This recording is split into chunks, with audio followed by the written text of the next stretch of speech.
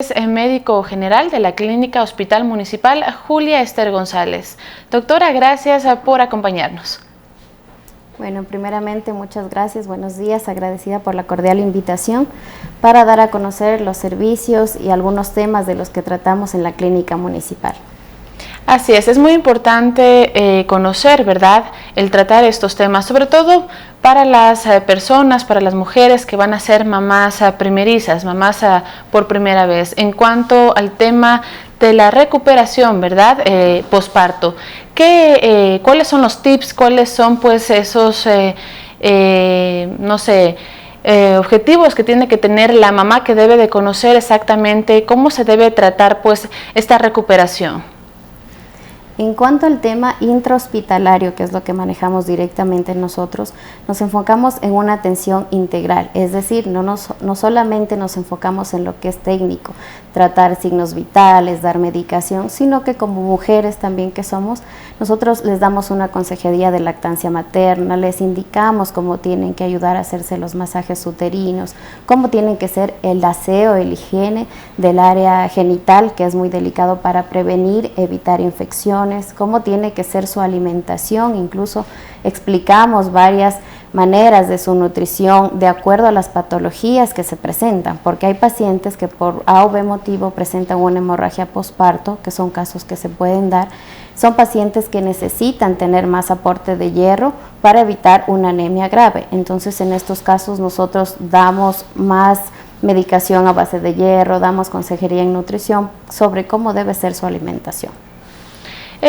También, bueno, recalcar, doctora, pues que comúnmente las abuelitas o nuestras mamás nos indicaban que había que cuidarnos 20 días, por ejemplo, el no bañarse, el estar totalmente en cama, el pues evitar también levantarnos y no sé, pesar, ¿verdad?, el tener cosas fuertes en nuestras manos, para así poder pues tener un cuidado óptimo y evitar las recaídas. Es verdad de todos estos mitos pues que nos inculcan, ¿verdad?, hasta ahora nuestras mamás.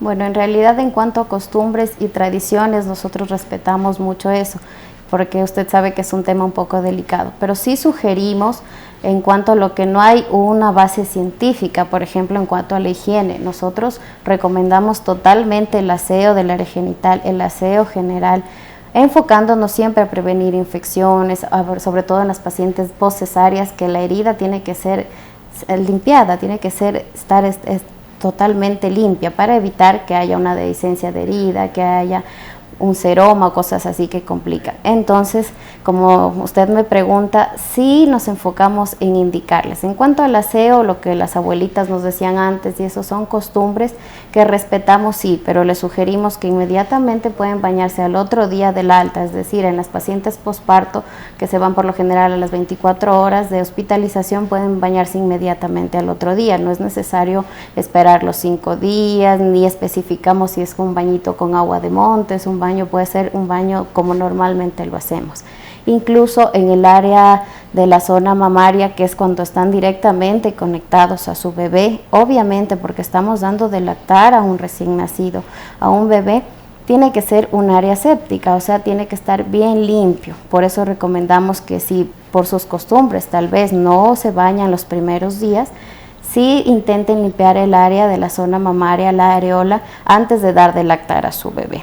En cuanto a la alimentación, también las costumbres dicen que solo pollo los 40 días, que no pueden comer carne, y eso sí tiene un poco de razón, porque sí hay ciertos alimentos que provocan estreñimiento en las pacientes, provocan un aumento de gases, provocan dificultad al eliminar los flatos y cosas así que van a desencadenar en unos síntomas o complicaciones tanto posparto o poscesárea. Los cuidados post-cesárea, doctora, no son los mismos, ¿verdad?, al tener pues un parto normal. ¿Cuáles serían sus recomendaciones? Vamos a diferenciar un poquito. En cuanto al posparto, como todos los conocemos, pues es por vía vaginal. Se puede en ocasiones hacer lo que es la episiotomía, que es un corte en el área perineal para ampliar un poco el canal del parto. En estos casos es un poco más sencillo los cuidados. Recomendamos generalmente un aseo genital y al otro día la paciente postparto puede ya deambular, caminar tranquila, sin apoyo.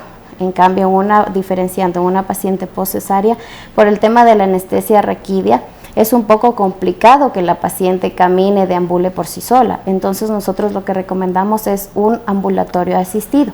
¿Qué quiere decir un ambulatorio asistido? Es con el apoyo, por ejemplo, durante la hospitalización, con el apoyo del personal médico o de enfermería. Y en su casa, con el apoyo de algún familiar que le pueda ayudar a caminar. Es muy importante para que las pacientes conozcan que por estar posparto o postcesárea no necesariamente tienen que estar en reposo absoluto, que como antes lo creían, no le tienen que dar la luz, no puede caminar. Esto es totalmente erróneo. Debemos informarnos bien, porque al la paciente estar caminando, al ayudar a realizar el masaje uterino, la recuperación es mucho más rápida. En cuanto a la herida de una paciente postcesárea, hay que tener mucho cuidado en limpiar esta herida. Por lo general nosotros como médicos y personal de salud en el área hospitalaria hacemos una curación con equipo de curación, con unos líquidos especiales, gasas estériles, lo tenemos dentro del protocolo. Y una vez que ya damos el alta a la paciente, indicamos al momento del alta en la receta, indicamos el momento que estamos dando todas las indicaciones a la paciente, a su esposo o al familiar más cercano que esté, cómo debe hacer la curación. Porque aquí también a veces las mamitas cometen errores y después nos llegan un poco complicadas las heridas. Entonces la herida de una cesárea siempre tenemos una manera de limpiarla, de cuidarla y, muy importante, no manipularla, porque a veces por manipularla también se producen sobreinfecciones. Los retiros de puntos en el caso de las cesáreas siempre son de 8 a 10 días según como nosotros indiquemos al momento del alta. ¿Existe, doctora, la depresión postparto y cómo se la debe tratar? Sí existe, está en la literatura, está en los libros, sí existe. Generalmente hemos visto, según nuestra experiencia, ¿no?, en el trabajo, que se da en los extremos de las edades. Es decir, yo personalmente he visto que siempre se da más frecuente en lo que la llamamos las pacientes añosas, multíparas añosas o primigestas añosas, es decir, ya pasados los 40 años. Porque en cuanto al sistema hormonal es diferente, a veces hay pacientes primigestas añosas que tienen su primer bebé ya pasados los 40 años, pasados los 35, que han pasado ya por un periodo de infertilidad, de abortos, de amenazas de aborto, cosas así, y al momento del nacimiento sí se produce una depresión postparto.